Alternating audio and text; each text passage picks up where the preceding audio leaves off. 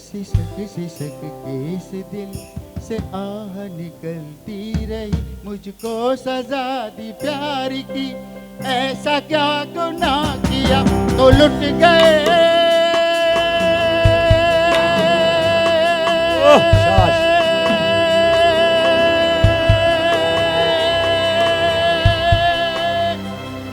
हाँ, लुट गए।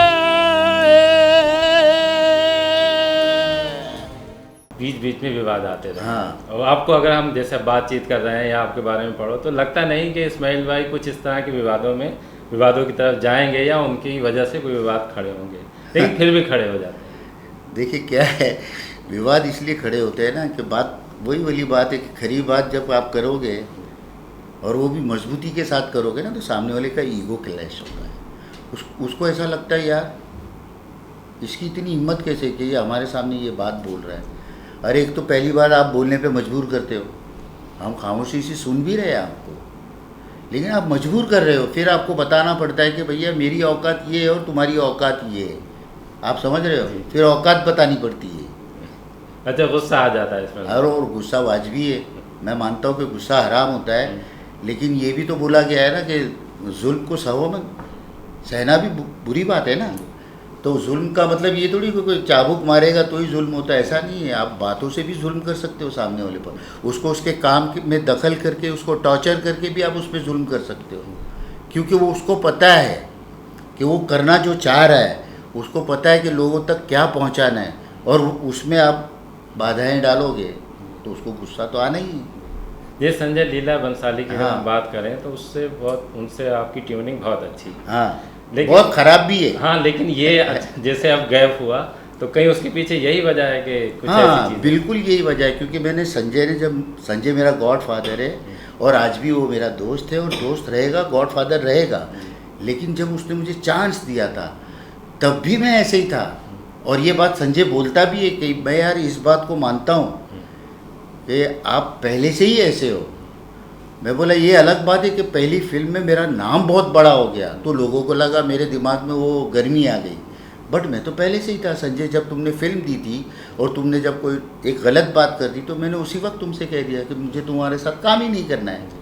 तो उतनी हिम्मत शुरू से ही थी, है ना। वो उसका क्रेडिट मैं आपको देता हूँ कि आपने मेरी वो बदतमीजी को झेला। भाई मैं तो यही कहूँगा ना, अगर आप झेलते नहीं तो मैं, आप बोलते तो अच्छा नहीं करना है तो जाओ, बट आपने झेला। क्यों झेला? क्योंकि आपको लगा कि नहीं यार ये ऑनेस्ट आदमी और गलत बात नहीं कर रहा है। बट उस वक्त संजय बंसाली को भी अपने आप को खड़ा करना था ना, तो मेरे जैसे लोगों की ज़रूरत थी उसको।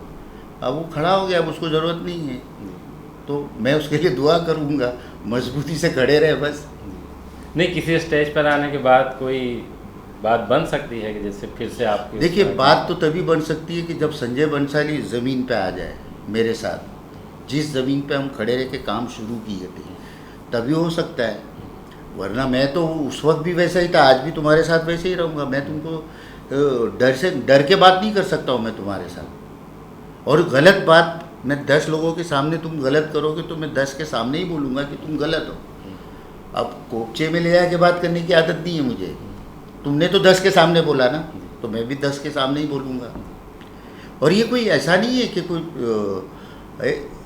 कुछ ज़िद्दी दिमाग है या मेरी बेइज्जती हो गई तो मैं इसकी भी बेइज्जती करूँ, वो बात नहीं है। बात ये आती कि वो 10 तो बेचारे चुपचाप खड़े हैं, वो आपको भी सुन रहे हैं, मुझे भी सुन रहे हैं। एक सिंपल सी बात है। बट आप गलत बात कर रहे हो तो मैंने उसका जवाब दिया आपको, आप समझे। बट आपको बर्दाश्त नहीं है कि वो 10 लोग सुने। मैं वैसा नहीं हूँ। मैं रियलिटी शो करता था तो 500 लोग बुलाए जाते शो के लिए, तो मैंने कभी परवाह नहीं की कि ये 500 लोग बैठे हैं और लफड़े हुए हैं बाकायदा, लोगों ने बोला है। तो मैंने कहा तुम पब्लिक की बात कर रहे हो, किस पब्लिक की बात कर रहे हो? ये शो जब एयर पे जाता है तो पूरी दुनिया देखती है, लेकिन ये 500 लोगों ने तो देख लिया ना कि गलत हो रहा है, तो ये 500 भी तो कितने लोगों तक पहुंचाएंगे ना। और कल उठ के यही बोलेंगे यार ये तो बकवास करते हैं ये लोग। गुस्से में आप बहुत बड़ी बात भी कह जाते हैं। ये नहीं लगता कि जैसे ये थोड़ा सा आपको अफसोस नहीं होता कि इस तरह की चीज़? देखिए अगर अफसोस करने वाली बात भी तो है, कभी कभी होता है, ऐसा नहीं, इंसान ही हूँ, झूठ नहीं बोलूँगा मैं। कभी कभी होता है कि यार मैं थोड़ा सा बर्दाश्त कर लेता तो अच्छा रहता, लेकिन आप यकीन मानिए मैंने जब जब बर्दाश्त किया है और गलत हुआ है। फिर मैंने सोच ही लिया कि भैया बर्दाश्त तो नहीं करूँगा।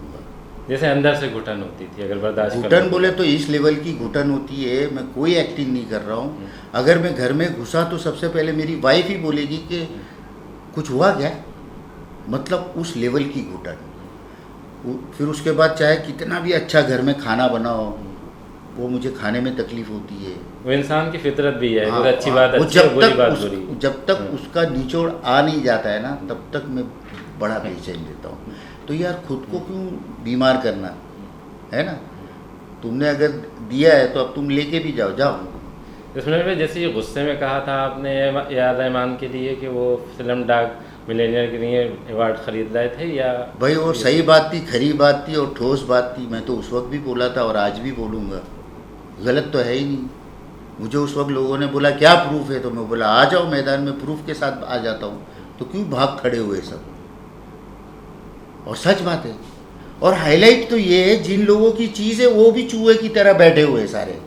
अरे बोलो ना यार, जब मेरे जैसा आदमी जिसको बोलना नहीं चाहिए वो भी बोल रहा है कि यार किस बात का तुम ये गुरूर है, तुमको चीज़ ही तुम्हारी नहीं है।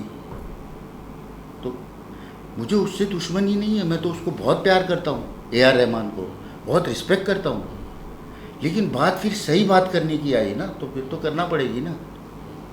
अगर आप मुझे ये बोल दो कि भैया इस्माइल भाई वो निबोड़ा आपका गाना नहीं है, तो मैं तुरंत बोलूँगा वो गाना मेरा नहीं है। लेकिन जिस वक्त वो गाना मैंने राजस्थान में सुना था तो उन्होंने कहा कि ये 150 साल पुराना गाना है, फिर उसको नया कैसे किया और उसको एक नई ज़िंदगी दी, तो उसका क्रेडिट मैं ले रहा हूँ। बट वो गाना वाकई 150 साल पुराना है, तो उतनी ताकत है बोलने की।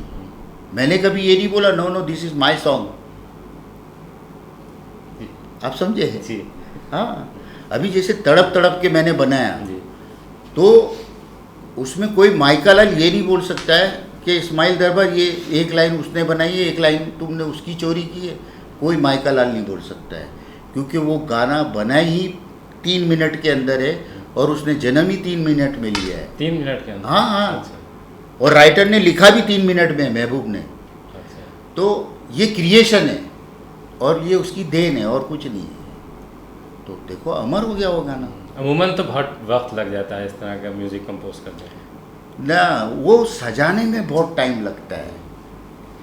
कंपोजिशन जन्म लेती है ना, उसको इतना ही टाइम लगता है, वो सबका ही ऐसा है। इसमें में जो अगर माहौल हम फिल्म इंडस्ट्री की बात करें तो जो इस वक्त का माहौल है उसमें आपको कहीं लगता है कि जैसे अफसोस हो रहा हो कि जो माहौल वहाँ का रहा है वो एकदम इस तरह का हो जाए? जैसे कभी आपने ये कल्पना की थी या कभी ये सोचा था, ये कभी आया था ख्याल दिल में? देखिए ये माहौल इसलिए हुआ कि हम जैसे ऑनेस्ट लोगों की वैल्यू नहीं की उन लोगों ने।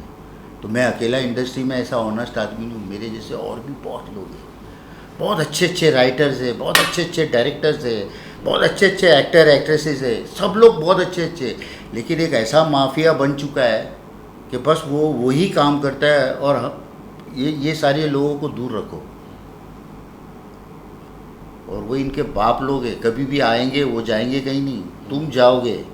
काम बोलता है तो काम तो बोलेगा ही ना आखिर में। और तुम्हारे नसीब अच्छे हैं, कर लो। नसीब जितना जितना नसीब चलेगा तब तक तुम लोग हो सब। अब सबके नसीब की बैंड वैसे ही बजी पड़ी है, वो तो पूरी दुनिया जानती है, और ये होना ही था।